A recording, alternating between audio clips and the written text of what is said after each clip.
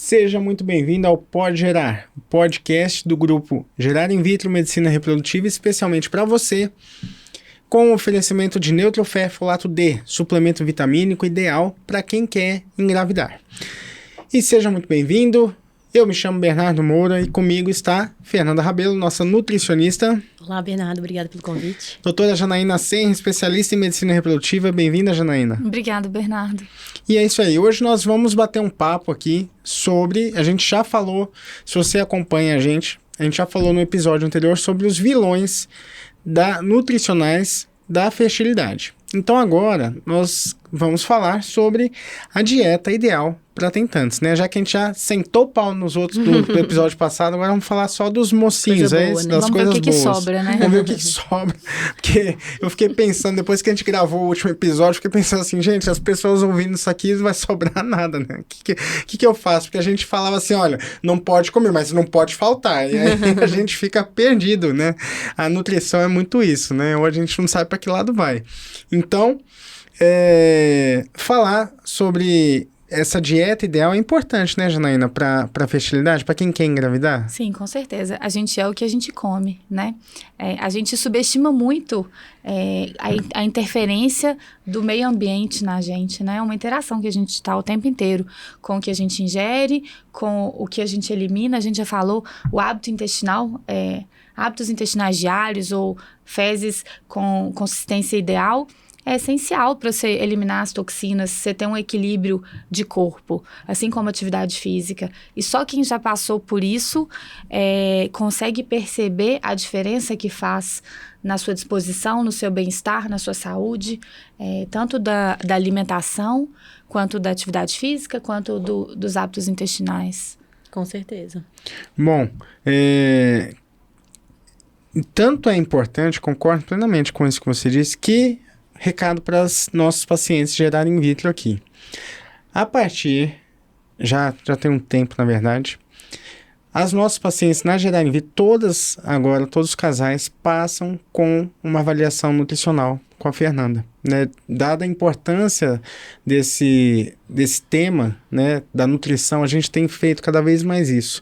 Então a gente entende que o atendimento tem que ser realmente esse multidisciplinar. Sim. Então hoje passou em consulta com a Janaína, né? Vai fazer realmente, tem indicação de tratamento, se tiver indicação de tratamento, passa também por uma avaliação nutricional com a Fernanda, né, Fernanda? Isso aí, é muito importante a gente entender em que cenário que esse casal está, né? Até para poder direcioná-los, falar, precisa de restrição, não precisa de perda de peso, não precisa de menos tempo ou mais tempo de tratamento, tudo isso a gente vai orientar, né? E é importante isso porque isso tudo ela faz alinhada com a Janaína. Com certeza. Então ela entende o tratamento que a Janaína vai passar e alinha a dieta com a necessidade de cada casal, né? Exatamente. A gente tem fases, né, no processo. Então, às vezes, a gente faz uma alimentação mais restrita, talvez para a paciente que precisa perder peso, mas depois mais rica em nutrientes para ela poder entrar num processo de tratamento. Ou então, já vai começar um tratamento, a gente precisa ajustar uma vitamina ou outra. Então, já entra com a suplementação ideal. Então, é muito individualizado o tratamento, né? E tem que ser assim. É isso, para isso que a gente está aqui. Eu brinco que são estações. Às vezes, a paciente vem consultar comigo, eu falo, peraí que eu vou te levar para a próxima estação. E aí a próxima estação, às vezes, é a enfermagem, que vai explicar um cuidado, um uso de um medicamento. Tem a estação da nutricionista. E uma estação é interligada com a outra. Tem paciente que chega no consultório e fala assim, eu tenho infertilidade há vários anos e eu quero uma forma natural. E às vezes não tem essa forma natural. Sim. Então, às vezes, assim, a Nutri vai ser importante, mas talvez não seja só ela, né? Suficiente, né? Então, assim como nós não somos suficientes. Então, eu acho que essa comunicação é bem importante. O trabalho em equipe, né? Eu também penso muito sobre isso. E aí, Fernanda, conta pra gente qual seria uma dieta ideal para tentantes? Existe uma dieta ideal? Existe, com certeza. Eu acho que a gente precisa pensar sempre em diversidade, né? Quanto mais diverso for esse leque de oferta de alimentos para o nosso organismo, mais nutriente você está colocando para dentro. Então, eu sempre peço para os pacientes consumirem muitas frutas, pelo menos 3 frutas por dia, que é considerável, né? Então, é um desafio para a gente consumir esse tanto, por incrível que pareça. O Brasil tem uma oferta muito legal, um leque muito grande, né, de frutas. Então, as frutas vão oferecer várias vitaminas para o nosso organismo. organismo. A gente precisa também de oferecer sempre muitos nutrientes via legumes e verduras, né? E aí eu gosto de colocar as cores, porque fica mais fácil de entender. Então, sempre colocar os verdes escuros, brócolis, couve, espinafre, enfim, todos eles para poder, cada dia ofertar ali o folato, que a gente já falou também anteriormente. É muito importante ter cereais integrais, então, um arroz, uma quinoa, um cuscuz também são benéficos no almoço ali. Leguminosas também, como feijões, como grão de bico, ervilha, lentilha, todos eles, né, podem ser escolhidos aí a cada dia. As proteínas animais, como carne de peixe, carne de porco, carne de boi, todas elas podem, não tem nenhuma restrição. Hoje mesmo o paciente me perguntou, mas eu posso consumir carne de porco? Pode, desde que não tenha muita gordura. Então, um lombo é mais indicado, um patinho, né? Um peixe, esses peixinhos menores, tipo tilápia, porque os peixes de águas profundas são mais ricos, podem ser contaminados com metais pesados. Então, a gente pede para consumir até 3 vezes por semana, como o atum, o salmão, né? E nós temos também os lácteos, que são importantes serem incluídos, como os iogurtes, os leites, né? São super interessantes. O cálcio é importante, a vitamina D é importante. E também a gente deve lembrar de colocar as fibras, seja ela via frutas, seja ela via um produto mesmo, psyllium, aveia, as sementes, são riquíssimas em nutrientes. Eu peço sempre para colocar nas refeições do meio ali do dia, né? No meio do lanche da manhã, ou no meio do lanche da tarde.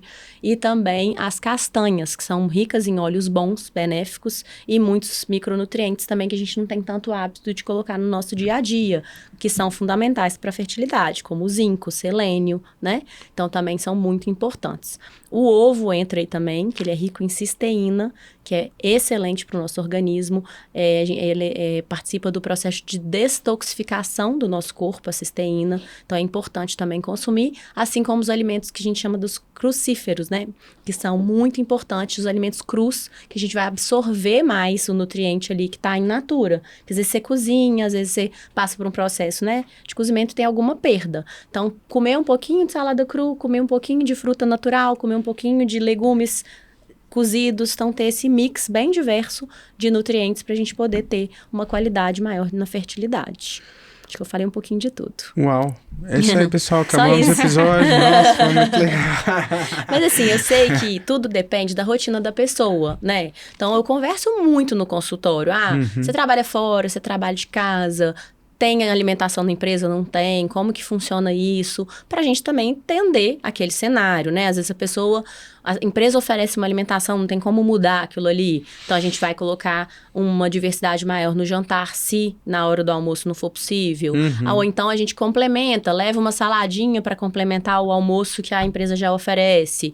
Ou a pessoa passa o dia inteiro fora de casa. Às vezes, tem muitos pacientes que são enfermeiras ou são médicos que fazem plantões. A gente precisa pensar em lanchinhos tipo essas castanhas, sementes, iogurtes, que são mais fáceis de serem transportados. Então, tudo vai muito casado com a rotina, né? Para ser possível. Claro que eu falei o mundo ideal, mas eu acho que o ideal é versus o possível, né? Então, se a gente ficar muito preso ao que tem que ser, a gente não consegue fazer o que a gente dá conta. Claro. Então, a gente vai adaptando essa rotina e essas possibilidades juntos. E com o passar do tempo, isso se torna uma rotina também, né? Uma rotina saudável. Ótimo. Né?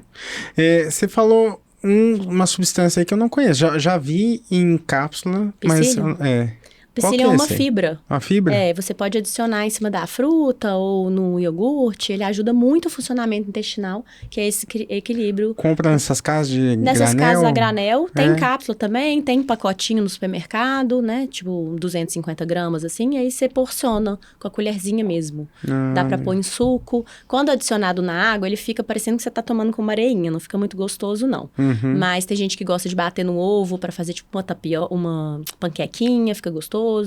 Né? Ou juntar com a farinha de tapioca e o psyllium e juntar com o ovo, fica uma panqueca gostosa, então é legal. E assim, tirando as frutas, que eu como mulher, assim, que organizo a minha casa, é difícil talvez você se organizar para ter essa alimentação saudável, né? Eu sei que essas casas a granel que estão espalhadas pela cidade, elas facilitam muito, com certeza. Né? E essas sementes, tudo isso, elas duram algumas, Muito acho tempo, que quase um mês, né? Mais até, dependendo da semente, se ela for bem armazenada. E uma vez por mês você pode se organizar nessa parte. Uhum. Eu acho que o mais difícil é manter as frutas em casa, né? Eu acho que assim, fruta e hortifruti é legal comprar uma vez por semana. E aí tirar um dia, às vezes eu faço no final de semana mesmo, pica tudo, já deixa tudo armazenadinho, próprio para consumo, né? Prontinho, pra você não ter que pensar, vou descascar o melão, picar, dar uma trabalheira. Então você já compra tudo ali, pica tudo, higieniza tudo, já deixa armazenadinho. Às vezes eu já coloco até nos potinhos, que já fica mais fácil de levar pro trabalho. E aí fica mais fácil de consumir. E o mesmo vale para as folhas. Às vezes já higieniza essas folhas, já deixa lá de molho na água sanitária, junto com a água, né? A proporção de 1 colher de sopa de água sanitária para 1 litro de água mineral. E aí você deixa de molho, depois lava em água corrente. E aí você enxágua, né? Enxuga elas, seca e armazena com aqueles papéis absorventes para ela não melar. E aí ela dura também bastante tempo na geladeira. Sim. E o congelamento de alimentos perde nutrientes? Eu acho que a perda é muito pequena pro tanto que é benéfico em termos de praticidade. Eu falo isso muito para minhas pacientes, né? Principalmente feijão, que todo mundo tem preguiça de ficar cozinhando com constância, né? Fazer uma vez por semana e congelar também os potinhos, ou até de 15 em 15 dias, não acho que tem perda significativa, não. Pro tanto que é benéfico consumir, não. Fica mais possível. E uma das coisas que eu tava pensando aqui, que muitas vezes, né, Janaína, a gente tem pacientes com uma baixa reserva ovariana. Sim. E elas estarem nesse equilíbrio nutricional e a gente ter... porque com essas pacientes a gente tem que ser muito mais assertivo, né? Sim. Então, pensando por esse lado, o que é essa baixa reserva? A gente já falou anteriormente, mas são pacientes que têm poucos óvulos, né, que vão ser coletados num tratamento de fertilização. Então é muito importante a gente pensar numa melhor qualidade desses óvulos para esses pacientes, né? Então é importante esse apoio nutricional e esse acompanhamento para a gente tentar extrair ao máximo daquele óvulo, né? Sim. Essa mulher tem que ir para o tratamento na melhor condição dela, né? E nesse caso a nutrição ela é muito importante. Sim. Ô, Fernanda, e dá pra gente, com a nutrição, conta aí pra gente alguns casos, a gente consegue melhorar um pouco a qualidade desses óvulos? Sim, a gente não consegue aumentar a reserva. Infelizmente, nós mulheres temos uma reserva limitada, né? E ela vai se perdendo com a idade ali, vai diminuindo.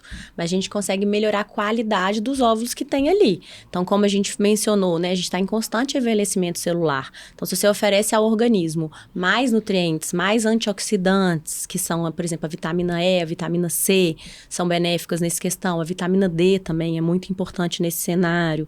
Então, você consegue ofertar melhor ali nutrientes para o corpo conseguir manter aquela reserva o mais estável possível, menos envelhecida, né? Perdendo menos qualidade. Então, é possível sim. E também o sono é uma excelente fonte de melatonina. E a melatonina hoje é uma dos nossos melhores antioxidantes, que já foi estudada, sabe? Ela é muito presente no fluido folicular.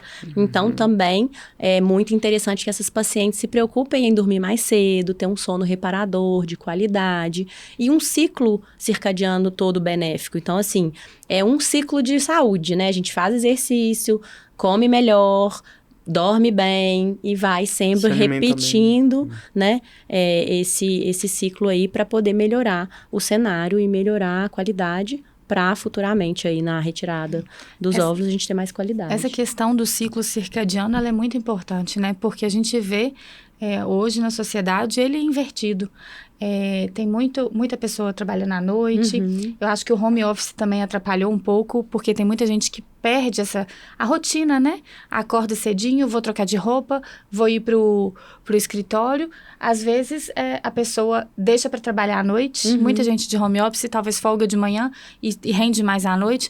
Então, eu acho que tem uma inversão aí que talvez piore o sono. Com certeza. A atividade física ajuda muito, né? Tanto no estabelecimento dessa rotina, quanto na melhora do sono. Exatamente. Coenzima Q10.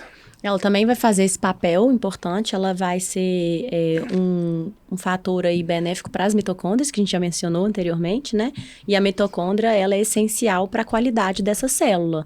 sendo, né, o óvulo e o espermatozoide sendo 2 células. Então, se a gente oferece coenzima Q10 para diminuir esse envelhecimento celular, ela vai fazer com que essa mitocôndria ali gere mais energia, faça esse óvulo ficar com mais qualidade. Então, é muito benéfica, inclusive na véspera ali, no mês anterior ali à FIV, eu sempre tendo a aumentar a quantidade, né, para que essa paciente tenha mais sucesso. Para o homem pode ser benéfico também? Também, pensando todos nesse dois. sentido? Os dois utilizam, com certeza. E eu lembrei aqui, uma vez eu li um trabalho falando sobre o uso da L-carnitina para melhorar, que ela teria um efeito positivo, principalmente na motilidade dos espermatozoides.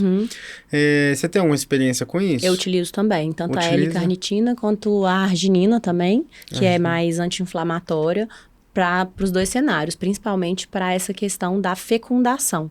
Ela é muito benéfica, as duas são muito benéficas. E uso de resveratrol, por exemplo? O resveratrol, ele deve ser utilizado antes, não durante não na véspera do tratamento, um pouquinho antes, porque ele vai ajudar nessa questão do envelhecimento, mas ele pode interferir lá na frente na gestação. Então, a gente opta por utilizar aí até uns 2 meses antes, 3 meses antes da concepção em si, para não ter essa interferência caso tenha um positivo. Né? Mas tem um efeito antioxidante? Tem efeito antioxidante e anti-inflamatório também. Também. E, inclusive, nas mulheres que têm endometriose, ele é muito utilizado porque ele ajuda a reduzir a apoptose. E a apoptose é tipo o tecido ali endometriótico consumindo o nosso tecido, né? Então, ele freia esse consumo. Quando na gestação ali é importante ter essa apoptose, porque na hora da placentação ela vai entrar ali um pouquinho dentro do útero, né? Então, a gente precisa interromper esse consumo, exatamente por isso. É interessante, né? Entendi, No bacana. último congresso falou-se muito sobre isso. E os ômegas, hein?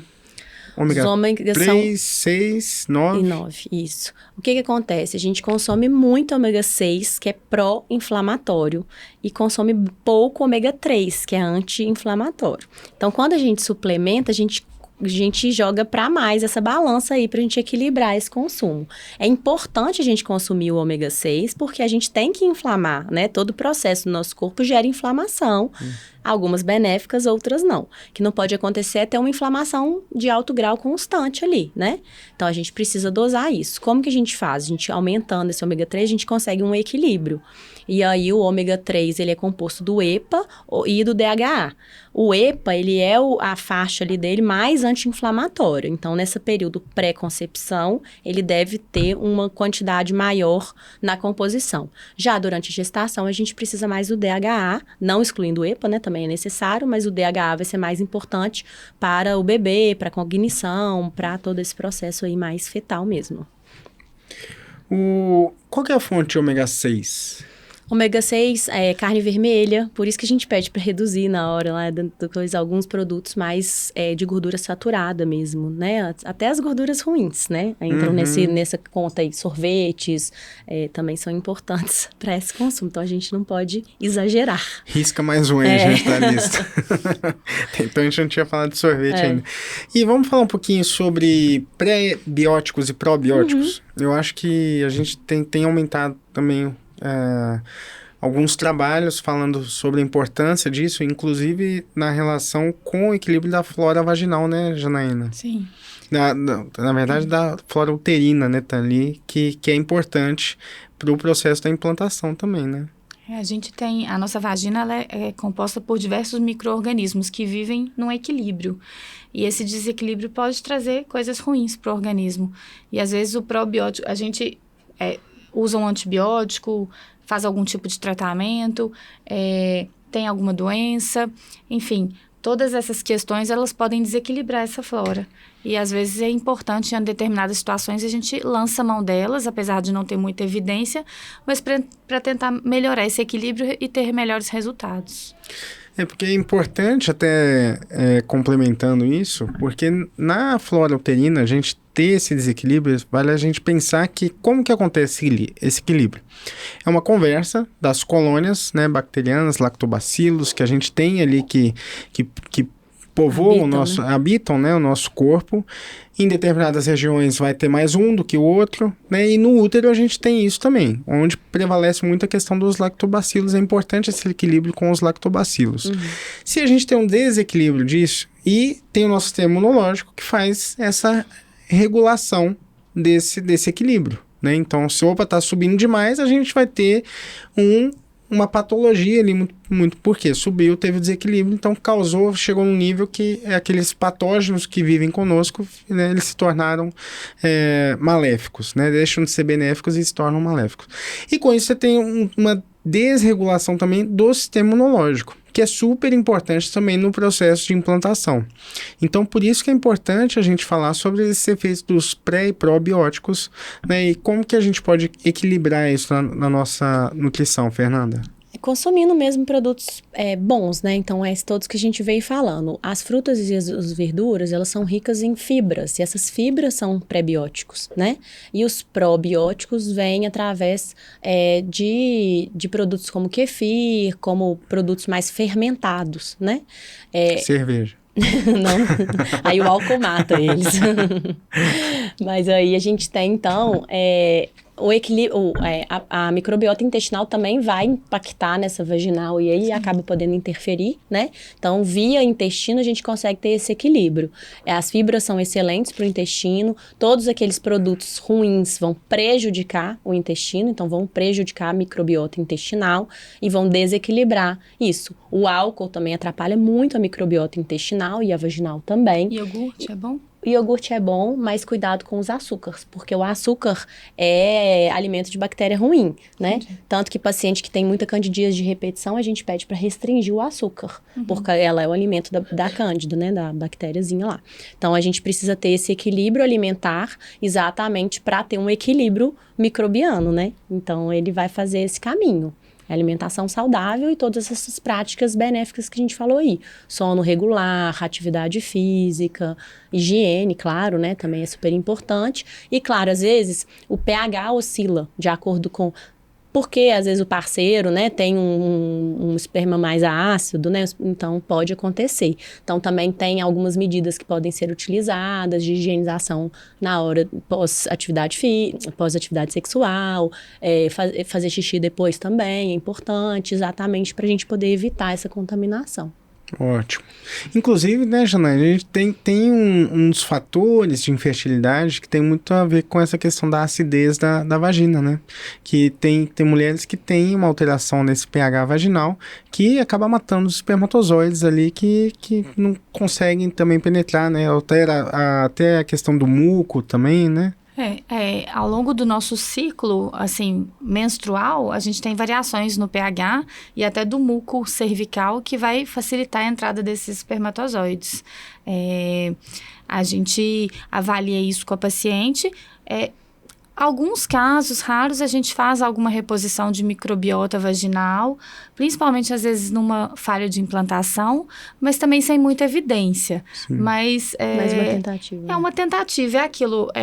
Bota na balança, não é uma coisa que vai interferir muito, não vai ser muito gasto, a gente acaba fazendo.